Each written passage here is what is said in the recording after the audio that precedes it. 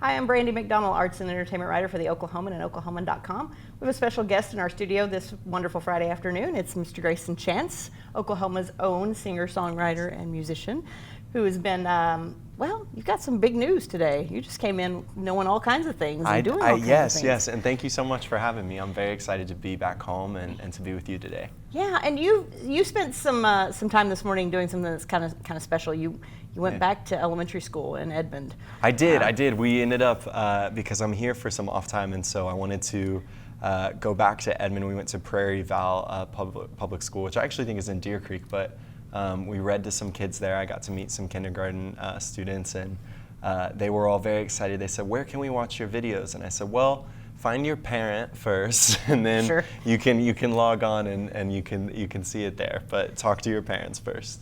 And I think you read some books, or did you We do some reading? We did some reading, and I sort of explained to a lot of the kids about how when I was their age, at around 5 or 6, that's when I started playing piano, and it's led me to now 22 years old and still doing it. Although I think for some people, are you stuck in their head as sort of that 10-year-old kid, maybe, or is that the case a little too much? bit. I think so, and in many ways too. My entire career, I think, has been trying to, in ways, trying to beat that moment, right? To trying to show people that I am a real artist, and that this was my start when I was 12 years old. But now that it's been 10 years, and now that I am where I am in music, I find myself very proud of that period of time. Well, yeah, and you were. I think you said that when we talked last year that you had a lot of parent support, you had a lot of family support and things like Very that. much That they so. kept you really encouraged you to go out there and pursue this opportunity, but to keep your head screwed on straight. Yeah, that's why Oklahoma is so important as well. I still live in the city. I travel, a lot throughout the year, but this is always my home base. This is where I can kind of come home and feel a new wave of inspiration. I get to spend time with my friends, spend time with my family, and success is great, but if you don't have anybody to share it with, then it's sort of empty. Yeah. So you last year you finally you kind of had gone through a metamorphosis a little bit, and you had left music for a while and came back to music. And so last year I think was a pretty pivotal year for you, and you released an album called Portraits. And so talk about how it went with the new album, getting it out there. And yeah. Well, I had returned back to Oklahoma when I was 18. So this was 6 years after that, original surge. And at the time, like I mentioned earlier, I couldn't really beat that moment. I couldn't get rid of that stigma around me. And my career was just in a sort of bad place, and I felt very uninspired. And I came back to Oklahoma. I was going to school at the University of Tulsa. And it was actually taking that step away from music that really revitalized me. It gave me a new sense of purpose and new energy. And Portraits, in so many ways, I say this all the time, but it was such an unconscious album, meaning as we were writing it, it just came very naturally. And I didn't think too much about it. I followed my instincts and just created an album that I felt like I would really love to listen to. And last year we did 120 shows around Portraits across 4 continents. And I was interested too to see how I was going to feel after it, if I was going to want to continue writing, if I was going to want to take another step back. But this fall I've been working on a brand new album with Teddy Geiger, and it's slated to come out here in the next few months. yeah, and so talk a little bit about that process of putting one together, because you came off the road and must have immediately started going into studios. Yeah, well, we were writing a lot of this new album when I was on tour, and I think the purpose behind that is when I started touring on Portraits last year, I did notice quite immediately when getting on stage that my confidence was at a very low point.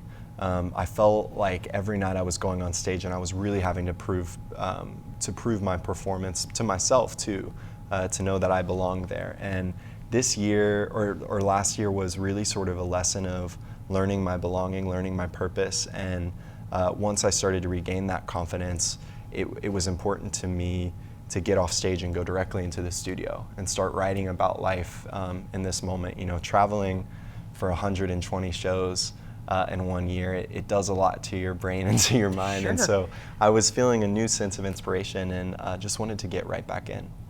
So what are some of the themes that we're going to hear on the new album? I mean, do you feel like there's a lot of growth going on for you as a performer?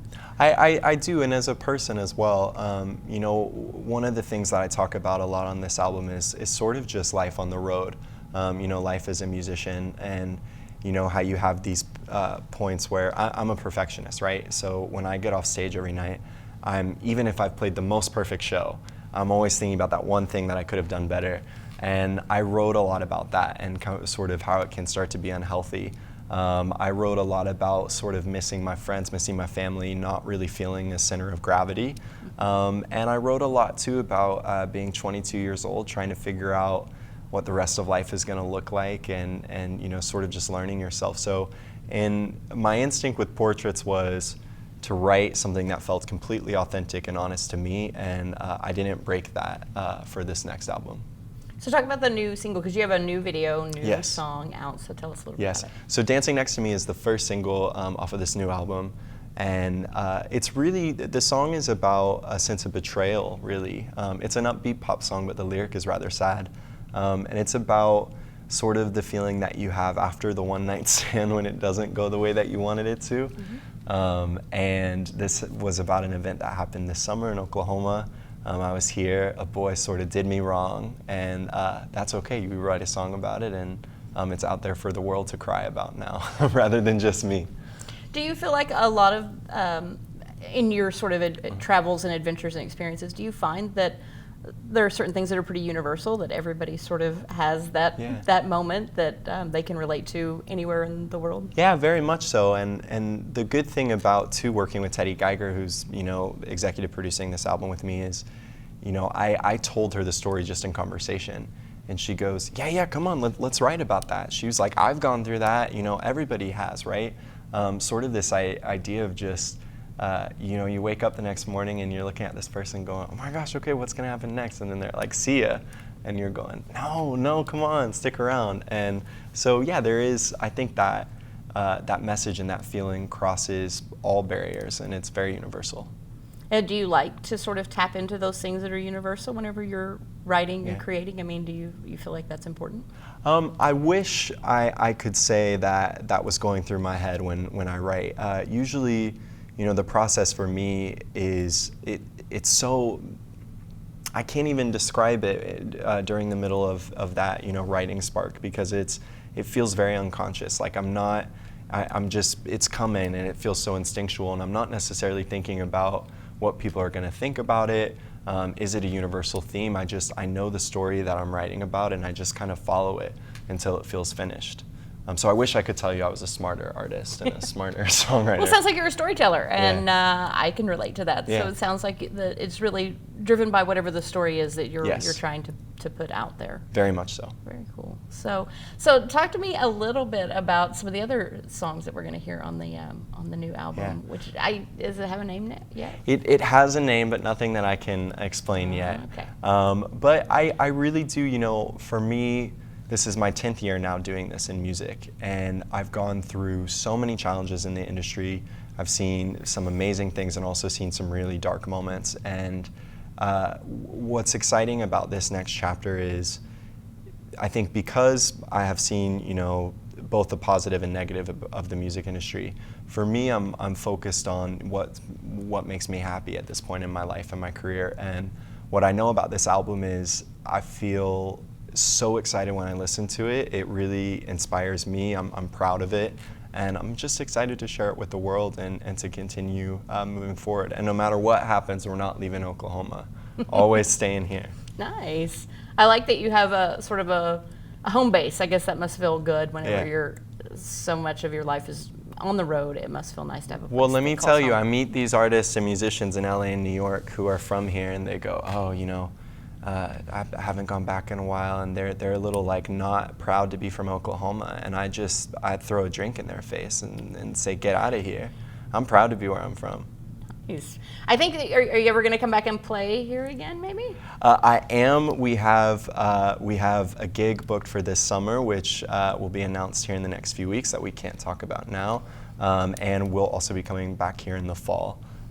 which that will get announced here soon. So stay on the lookout here in the next few weeks. Is that always exciting to get to play home?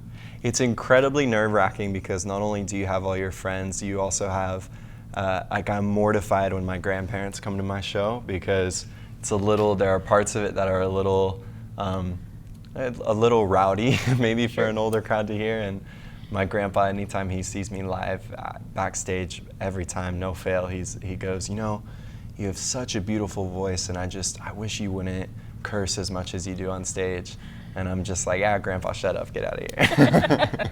Probably lots of people's grandpa says that about them. Yeah, so, but it's exciting to play for them, and so I love the hometown show.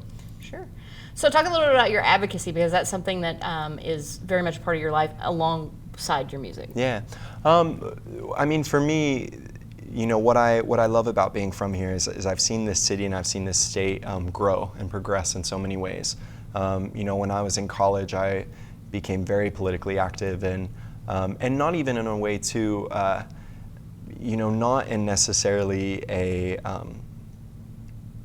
specific lane politically, but what we focused on when I was in school and what I'm still passionate about now is, funding for education here in Oklahoma. That's such a big thing that, we're always constantly needing to work on, making sure our LGBTQ plus community is supported in the city, supported across the state, making sure that we have resources for, LGBTQ plus youth in rural areas, and, just working on things that I think are universally accepted, amongst the state. I don't like to focus too much on party politics or trying to say, I'm this way or that way. What I want to do as an Oklahoman is I want to see this city grow, and I want to see it step into the 21st century, and I think we have made really good steps to do that in the past few years, but there's still a lot of work that needs to be done. Very nice. So what else do you want people to know about you? Obviously, you want people to know that you're a proud Oklahoman. I guess, are you still proud of that kid that became a viral star? Yeah, very much so, and for so much of my career too, in the early parts of it, I think I sort of pushed that period of my life aside, and I kind of wanted to prove myself to say, I'm a real artist, I'm a real musician. But I look back at it, and my response to anybody who criticizes that time in music or that first album is they should try to make an album when they're 14, and we'll listen to which one is better. So for me, I'm proud of it, and it's very exciting to be here 10 years after the fact. I was with Cyndi Lauper in December. We were playing a charity gig for her, and she said something to me which has really reigned true going into this new year, which is you can't get struck by lightning unless you stand out in the rain, and I'm still singing in the rain, always. Very cool. Well, you guys can look for more information about Greyson and what he's got going on in the Oklahoman at Oklahoman.com, also on all of the socials. All of the social media. All of the social media. And keep us informed of what you got going on. Good to have you Thank you here so in much town. for having me. Thanks. Cheers.